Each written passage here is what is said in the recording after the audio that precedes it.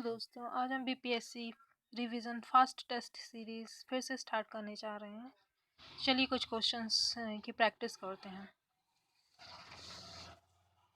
पहला क्वेश्चन है, अंतर्राष्ट्रीय बाल श्रम निषेध दिवस के अवसर पर किस राज्य ने बाल श्रमिकों को शिक्षित करने के लिए बाल श्रमिक विद्या योजना शुरू की है? तो इसका आंसर है Uttar Pradesh. Answer B is correct.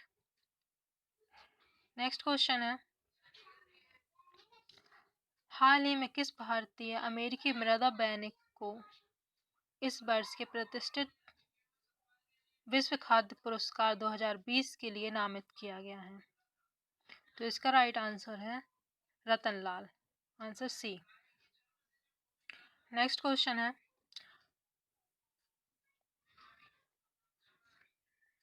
हाल ही में भारतीय मूल के चंद्रिका प्रसाद संतोखी को दक्षिण अमेरिका देश सूरीनाम का राष्ट्रपति चुना गया है। सूरीनाम की राजधानी क्या है? तो सूरीनाम की राजधानी है पैरामारिबो। नेक्स्ट क्वेश्चन है, हाल ही में रोज क्रिश्चियन उसुका रापोंडा को किस देश की पहली महिला प्रधानमंत्री के रूप में चुना गया है? तो इसका राइट आंसर है गैबोन की। नेक्स्ट क्वेश्चन, हाल ही में वैश्विक विनिर्माण सूचकांक जोखिम सूचकांक 2020 में भारत को 48 देशों की सूची में तीसरा स्थान प्राप्त हुआ है। यह सूचकांक किसके द्वारा जारी किया जाता है? तो यह सूचकांक जारी किया जाता है कुशमैन एक बैकफील्ड द्वारा। नेक्स्ट क्वेश्चन है, क्वेश्चन नंबर 6, किस राज्य सरकार ने दर्जी नाइयों वॉशरमैन को वित्तीय सहायता प्रदान करने के लिए जगन्नाथ चेदोड़ू योजना शुरू की है? तो यही योजना शुरू की गई है आंध्र प्रदेश के द्वारा। नेक्स्ट है, हाल ही में संयुक्त अरब अमीरात द्वारा अपना पहला मंगल मिशन लॉन्च किया गया है। इस मिशन का क्या नाम है? तो इस मिशन का नाम है होप। नेक्स्ट है, हाल में प्रधानमंत्री द्वारा Atmanirbhar Nidhi PM Svanidhi mobile application किसके लिए लॉन्च की गई है? तो यह लॉन्च की गई है स्ट्रीट वेंडर्स के लिए, स्ट्रीट वेंडरों के लिए। Okay, so next question is, अंतर्राष्ट्रीय संसदीय दिवस प्रत्येक वर्ष कब मनाया जाता है? तो यह मनाया जाता है 30 जून को। आगे क्वेश्चंस देखते हैं। क्वेश्चन नंबर 10, गुडनी जोहानसन को पुनः किस देश का राष्ट्रपति चुना गया है? तो इन्हें चुना गया है आइसलैंड का राष्ट्रपति। नेक्स्ट क्वेश्चन 11, राष्ट्रीय चिकित्सा दिवस 2020 का विषय क्या है? तो इसका विषय है लेसन द मार्टलिटी ऑफ कोविड-19। Option B. क्वेश्चन नंबर 12, गृह मंत्रालय ने सशस्त्र बल विशेष शक्तियां अधिनियम 1958 अफस्पा के तहत किस राज्य को 6 महीने के लिए अशांत क्षेत्र घोषित किया है? तो इसका राइट आंसर है नागालैंड। क्वेश्चन नंबर 13, समुद्री मत्स्यिकी अनुसंधान संस्थान के अनुसार किस राज्य ने 2019 में वार्षिक मछली उत्पादन में शीर्ष स्थान प्राप्त किया है? तो यह स्थान प्राप्त किया गया है तमिलनाडु के द्वारा। नेक्स्ट क्वेश्चन, उस भारतीय महिला का नाम बताइए जिसे 2020 के डायना पुरस्कार के लिए रिसाइकलर ऐप के लिए सम्मानित किया गया है। तो उसका नाम है फ्रेया ठकराल, जिसे उसकी रिसाइकलर ऐप के लिए सम्मानित किया गया है, डायना पुरस्कार दिया गया है। ओके, नेक्स्ट है क्वेश्चन नंबर 15, रूस के राष्ट्रपति व्लादिमीर पुतिन ने हाल ही में हुए राष्ट्रपति चुनाव में जीत दर्ज की है। वे अब किस वर्ष तक सत्ता में बने रहेंगे? तो अब वे बने रहेंगे 2036 तक। Option D. Question number 16, 10,000 bed वाले दुनिया के सबसे बड़े Covid care centre Sardar Patel Covid care centre and hospital का उद्घाटन किस शहर में किया गया है? तो यह किया गया है दिल्ली में। क्वेश्चन नंबर 17, किस देश में ब्यूबेनिक प्लेग या ब्लैक डेथ के पहले संदिग्ध का मामला सामने आया? तो यह आया है चीन में। नेक्स्ट क्वेश्चन नंबर 18, किस तितली को भारत की सबसे बड़ी तितली घोषित किया गया है? तो यह घोषित किया गया है गोल्डन बर्ड बिंग को। कौन सा राज्य देश का पहला राज्य बन गया है जहां 100% घरों में एलपीजी कनेक्शन है? तो यह राज्य हमारा हिमाचल प्रदेश, ऑप्शन ए। अब देखते हैं क्वेश्चन नंबर 20, अमेरिकी औपचारिक रूप से विश्व स्वास्थ्य संगठन ने किस तारीख तक अलग हो जाएगा? अमेरिका औपचारिक रूप से WHO से किस तारीख तक अलग हो जाएगा? तो दोस्तों यह होगा 6 जुलाई 2021 तक। 6 जुलाई 2021 तक। इधर में स्प्रिंट है, इसको आप करेक्ट कर लेंगे। नेक्स्ट देखते हैं क्वेश्चन नंबर 21,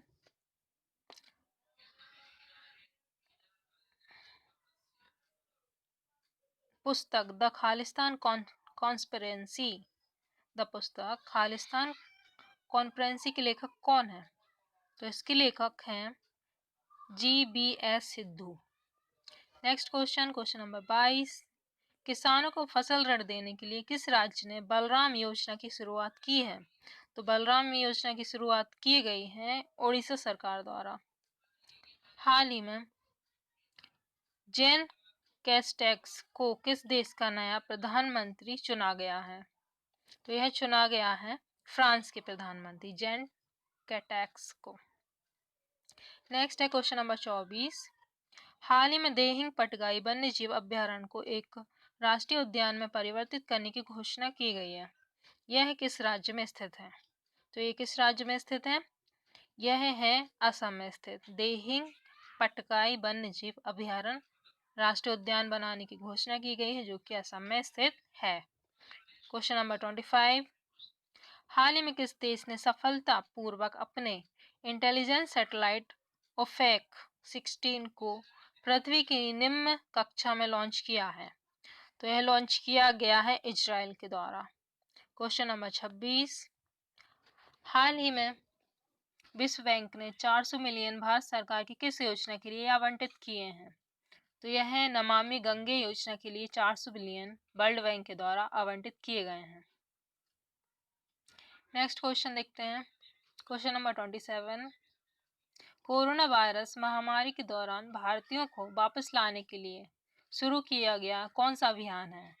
तो यह अभियान है समुद्र सेतु, ऑपरेशन समुद्र सेतु।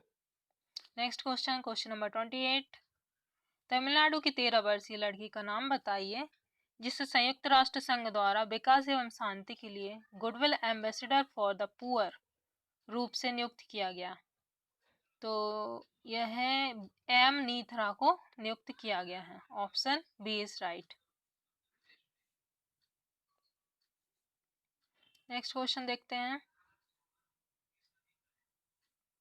क्वेश्चन नंबर 29, किस भारतीय कवि गीतकार और लेखक को प्रतिष्ठित रिचर्ड डॉकिंस पुरस्कार 2020 से सम्मानित किया गया है? तो यह सम्मानित किया गया है अनु मलिक को, यह सम्मानित किया गया है जावेद अख्तर को। Richard Dawkins award 2020 Javed Akhtar को दिया गया है, option C is right. Next question number 30, Asia cup tournament को जून 2021 तक के लिए स्थगित कर दिया गया है। एशिया कप 2020 की मेजबानी कौन सा देश करने वाला था, यह आपको बताना है। तो इसका राइट आंसर है पाकिस्तान। लोकतंत्र जनता का, जनता के द्वारा और जनता के लिए शासन है, यह कथन किसका है? तो यह कथन किसका है दोस्तों? यह कथन है अब्राहम लिंकन का। ओके। क्वेश्चन नंबर 32, भारतीय संविधान के किस भाग में केंद्र राज्य विधायी संबंध दिए गए हैं? किस राज्य में दिए गए हैं? किस भाग में दिए गए हैं? तो यह दिए गए हैं भाग 11 में। Option B is right answer. Next देखते हैं क्वेश्चन नंबर 33। निम्नलिखित में से कौन से भारत शासन अधिनियम 1935 के संदर्भ में सही नहीं है? तो इसमें प्रांतीय स्वायत्तता सही है, संघीय व्यवस्था सही है, रिजर्व बैंक की स्थापना की गई थी सही है, इसलिए इसका आंसर हो जाएगा एक उपरोक्त में से एक से अधिक। ऑप्शन ई सही हो जाएगा। नेक्स्ट क्वेश्चन देखते हैं। संविधान सभा के विषय में निम्नलिखित में से कौन से कथन असत्य हैं? तो इसका आंसर हो जाएगा इसके सदस्यों का निर्वाचन सार्वभौम वयस्क मताधिकार पर हुआ था। जी नहीं, ये सत्य नहीं है। वयस्क मताधिकार पे संविधान सभा के सदस्यों का मताधिकार नहीं हुआ था, तो ये यहाँ पर गलत है। नेक्स्ट क्वेश्चन देखते हैं क्वेश्चन नंबर 35। भारत का संविधान संसार का सबसे बड़ा लिखित संविधान है, इस विषय में कौन सा कथन सही नहीं है? इसमें विभिन्न देशी रियासतों में प्रचलित कानूनों को भी स्थान दिया गया था, यह कथन सही नहीं है, ऐसा कुछ भी नहीं हुआ था। हाँ, और कथन देख लेते हैं। भारत का संविधान संघ एवं राज्यों का एक संविधान है, सही है। संविधान सभा में कानून विशेषज्ञों का प्रभुत्व भी स्थान दिया गया था, सही है। भारत के संविधान पर शासन अधिनियम 1935 का प्रभाव रहा, ये भी सही है। क्वेश्चन नंबर 36 देखते हैं।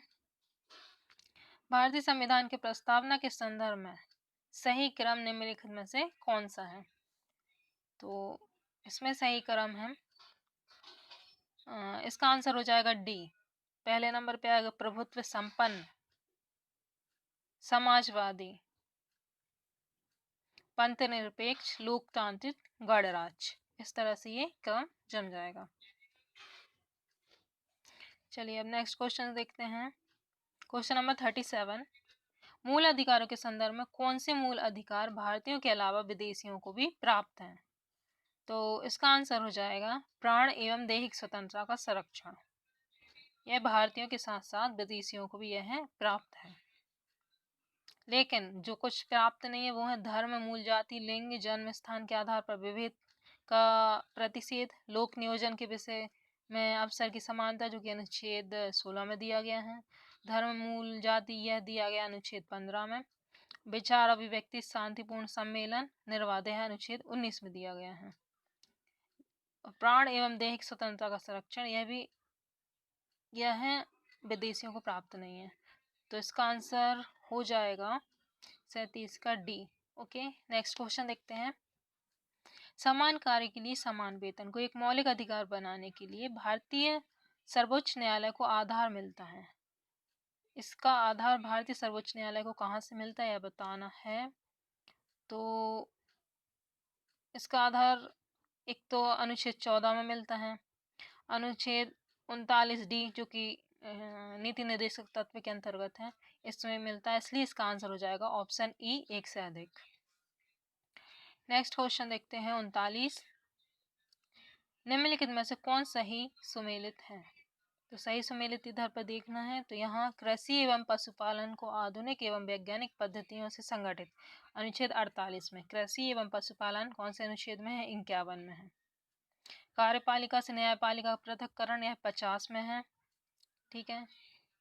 और भी हैं जो सुमेलित नहीं है, केवल एक ही सुमेलित है, कृषि एवं पशुपालन, जो कि अनुच्छेद 48 में है। क्वेश्चन नंबर 40 देखते हैं।